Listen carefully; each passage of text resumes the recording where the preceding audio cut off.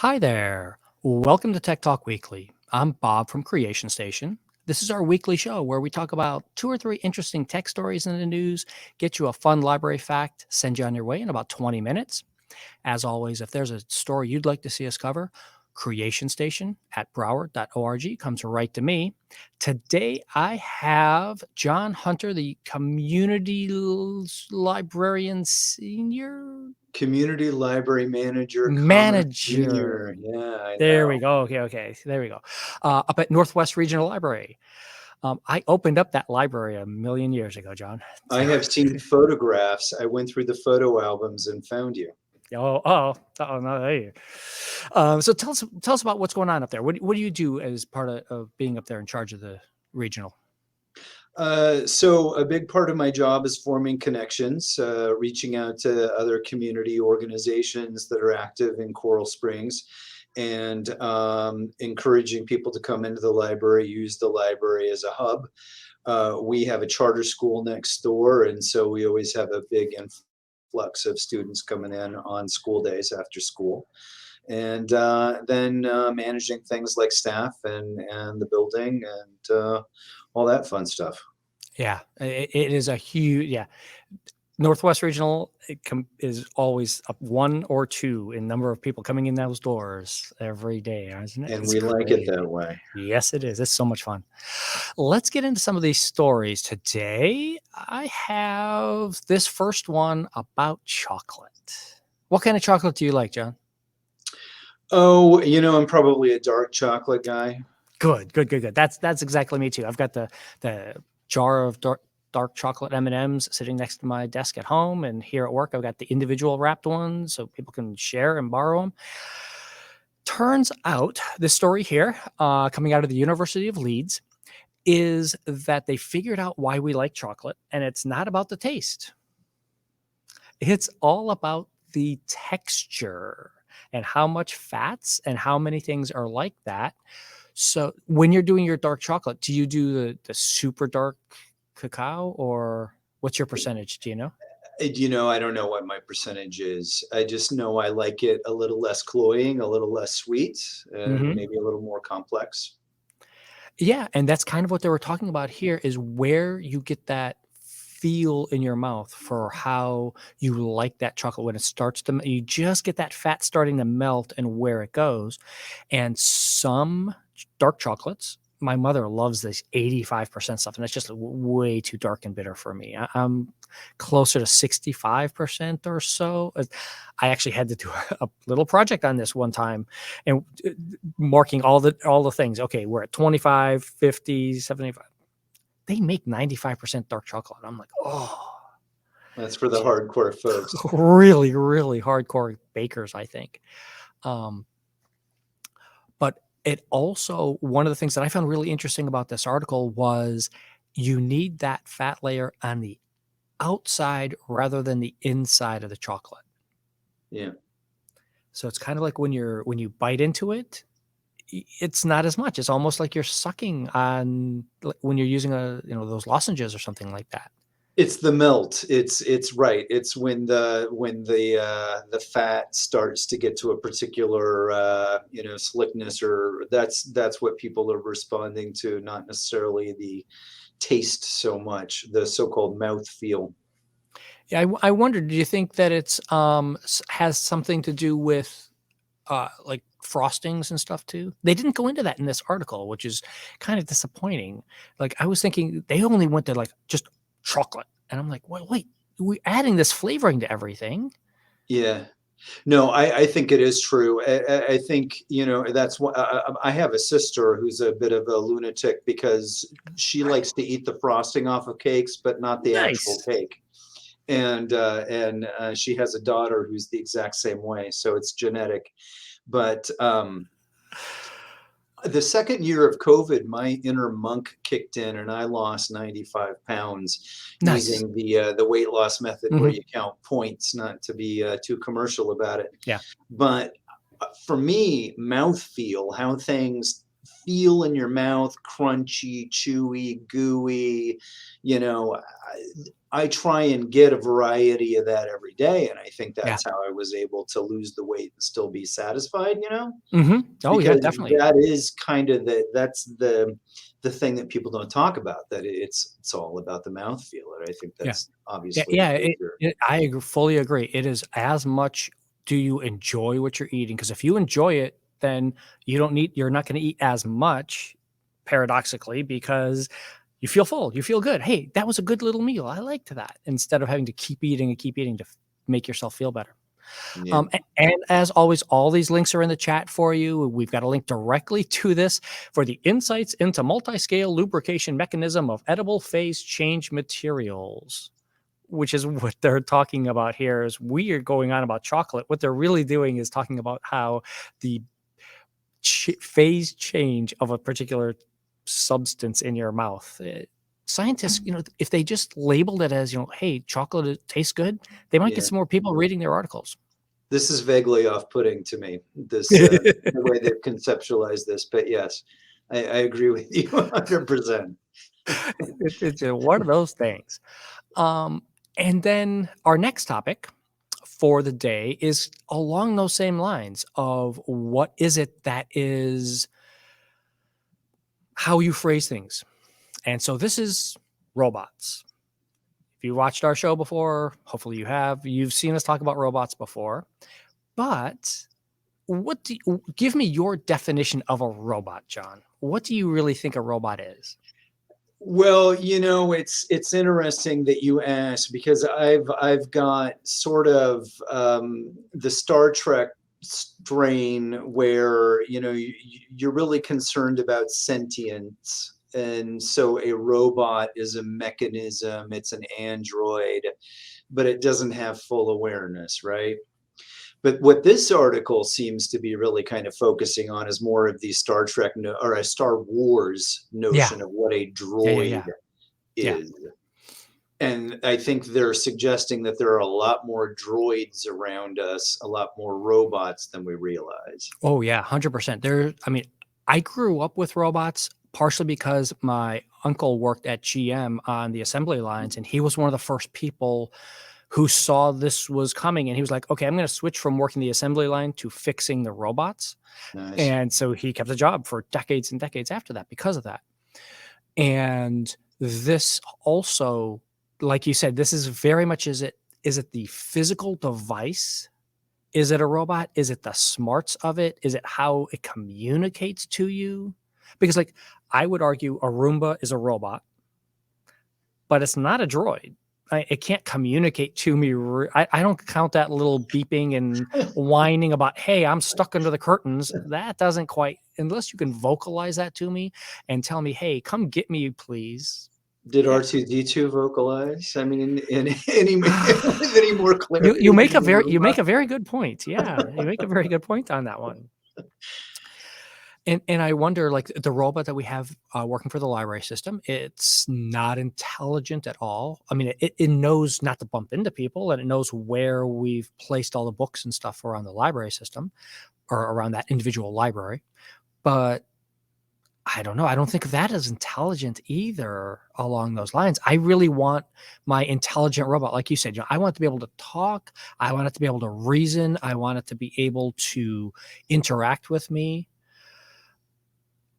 But we've got a lot more robots than we think about. When you look at, just if a robot is automation, then look at all of these other pieces of automation we have built into our lives already, and how many. I guess you need to really get into if I set up a timer to automate something for me, have I created a little mini what? Well, who knows? I mean, that's the question. I am a little worried about artificial intelligence, and especially machine learning, Mhm. because I don't want the machine to learn too much. I don't want it to get too smart. Well, if it's only reading human stuff that we've written, are we really gonna have to be worried about it getting too smart? I don't know. Well, and maybe you know more about this than I do, and that's so if a machine is only learning within a particular, oh, I don't a band, a Mhm. Sure, band yeah, of yeah, yeah. potential Yep. outcomes, is it really learning, or is it, Memorizing and regurgitating. Yeah, yeah, there you go. somehow becoming more efficient in some way? Right. And that is where a lot of the new all the news stories we've covered, the chat DPI and some of the AI imagery stuff. Um, the putting out art is a really simple trick. You know, it's a party trick here. We've brought in 6 million different pictures, and here we can throw this out there. The real trick is, you know, as it relates to the robots here, is we've got all the different pictures of what the library looks like. Now, can you use that to manipulate and maneuver around what this is and how this is? Um, Really great story that I didn't include here because it's got a couple of adult words in it, about some Marines who they were using to practice a robot and AI for defense. Hmm. And the robot, they trained the robot. This is what humans look like, all this stuff. They worked around with the Marines for a couple of weeks and then like gave it a day. Okay, here's this day. You go get past the robot's defenses. And the Marines were able to do it in a bunch of different ways because one of them dressed up as a tree and walked up to the robot. Ah, The robot's not smart enough to know that, hey, wait, trees shouldn't move. It knew it was a tree. It knew that wasn't a human. So it didn't register that, okay, well, I'm supposed to stop the thing. Or the funny one was two of them just got underneath a cardboard box and just had the cardboard box walk up to the robot. And it was just like, seriously, folks? So we went back to the drawing board about all the possible threat things you could look at and how you would have to react and stuff like that. So yeah. yeah, Well, and that like you was said, the show me issue what you with can learn. Tesla and their Super Crew, or whatever it Oh, is, and it yeah. hit the side of the truck because it just looked like a white wall, Yep. and couldn't really discern anything about it. Yeah, exactly. When you were in did you go to library school? No. Oh, Well, yes okay. and no. I mean, information sciences up at FSU. Okay, all right. Well, I'll just mention when I was in my, sort of introductory cataloging class, organization of knowledge, one of the things that stuck with me that I got out of a book was that computers, at least circa 2002, 2003, couldn't make the distinction between a blind Venetian and a Venetian blind. Hmm. Yep. And Yeah. I think when they figure that out, then I'll start becoming a little more concerned and That a is little more where they can now. Now circumspect. that's part of those language models that ChatGPT uses and stuff that Oh it can no. now figure that out. Uh-oh. Not perfectly and not all the time, but yeah. And you're right. I mean, and see, folks, this is why we bring in all these people, is because that all ties in together. If it's is it a robot? Does For your robot needs, do you need to know all this other AI things? My advice is no. You just need to know how to use the device and know what the device is capable of, and hopefully you pay attention to those security measures. Go back a few episodes and listen to our iRobot episode about people who are practicing using it as a thing. We won't go into that one. Okay. Um, but will there be a place for us to live? This I think is amazing. Yeah. It's Tell me very what you think. well. So I am a Star Trek fan, and we're living in a new golden age of Star Trek, and there's 5 shows in production, and Star Trek couldn't happen without warp drive, being able to go faster Yeah. than the speed of light and going from planet to planet to planet to planet. And I've grown up with a lot of engineers who have told me, that's not real. That couldn't happen. And this article is somewhat cynical, I would say, in that it suggests because we are biological Hmm. machines, we are inextricably linked to our biosphere, to our ecosystem, that you cannot separate us from planet Earth and put us. And they use Mars as a very obvious example, and Yeah. how that would be a terrible choice. But it suggests that even if we had warp speed and we could go to a neighboring star system and find an Earth-like planet, nope, not going to work for you. Yeah. I think that the key thing that I took away from this article, that they didn't quite enumerate properly was, if you want to do this, you have to get used to the idea of being in a submarine. Mm. You're going to be living in a submarine for the rest of your life, or maybe the rest of your species' life. You're going to be building these biodomes, whatever, and you're going to be going to this planet, whether that's Mars, whether that's Alpha Centauri, whether that's wherever we are. What's the one that they actually brought? Kepler. They brought Kepler into this one because Kepler 90 has several different planets, almost like our own solar system. Mm. If you could wave a magic wand, like you said, and get the warp drive from Star Trek, we could get there, but we still couldn't just live there because we need to be protected. We're going to be living in our spacesuits, living in our little bubbles for the foreseeable multiple generations. Yeah. No M-class planets in the real world, unfortunately. No, man. You ever play Traveler? Did you ever play the Traveler role-playing game? No. Oh, okay. Sorry. That's one of the games that I'm re-exploring in my years now, and that's exactly what it is. You're going out and you're exploring these planets and trying to find an M-class and this, that, all the different types of things. That is what it's all about, is figuring out where and what is possible. And the article really goes in depth about this, that we've been around as humans, as our current state of evolution, for 12,000 years or so, not counting pre-history stuff. 12,000 years of history and having agriculture and growing and doing, and it's a blink of an eye to go from we just figured out how to farm to, by the way, we're terraforming on Mars. That's such a blink of an eye out of the entire history of the planet and all of the stuff that had to evolve to allow us to get to this point. And as you were pointing out, Mars, even if we terraform Mars, if we terraform it the right way, we're not going to be able to breathe. Yeah. Because the CO2, the carbon dioxide levels are going to be wrong for human life, even if they're right to get an atmosphere on Mars. So we're still going to be stuck in our spacesuits. Yeah. And I think it's also that long-term thinking too. Go, John. Give me that thought. Well, no, you were just talking about the 12,000 year march of human history, what we would recognize as human history. And it's interesting. I'm actually listening to an audiobook history of the Mediterranean.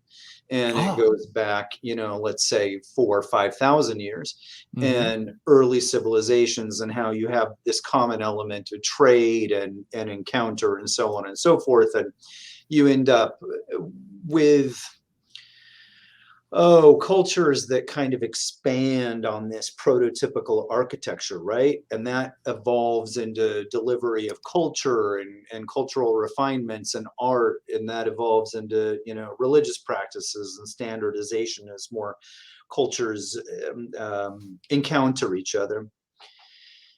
What's the name of this book? Oh gosh, if you it's remember, a history of the Mediterranean. I'm sorry, I'm not prepared to give you. No. I'm looking it up as you're going around. That's what I'm looking at. Well, all right. So I'll see if I can get it up on my platform. But The Great Sea is what it's called. The Great Sea. Okay. Yeah.